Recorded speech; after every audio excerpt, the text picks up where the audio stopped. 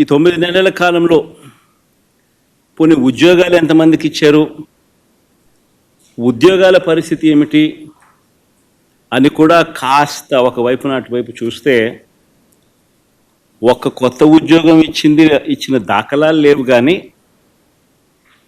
ఊడగొట్టిన ఉద్యోగాలు మాత్రం ఏకంగా 2,60,000 ఉద్యోగాలు, వాలంటీర్ల ఉద్యోగాలు పూర్తిగా తీసేశాడు. 18,000 మంది ప్రైవేట్ కార్పొరేషన్లో 18,000 మంది వాళ్ళ ఉద్యోగాలు పాయే.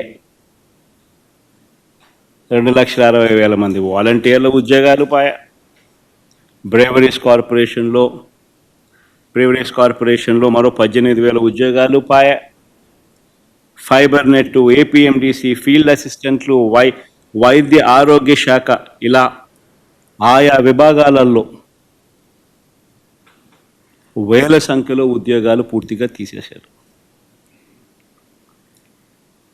ఇవన్నీ ఒక ఎత్తున గ్రామ వార్డు సచివాలయాలలో సైతం పనిచేస్తూ ఉన్న ఉద్యోగస్తులను కూడా,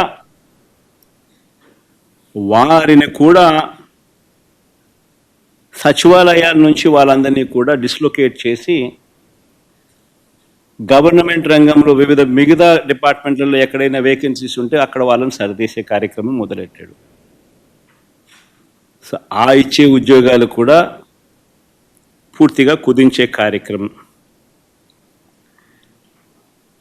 వాలంటీర్లను అయితే ఎలా మోసం చేశాడో మనం అంతా చూసాం. ఎన్నికలకు ముందు వాలంటీర్లకు 10,000 జీతం అన్నాడు. 10,000 బాయ, వాలంటీర్ ఉద్యోగం ఉన్నది బాయ.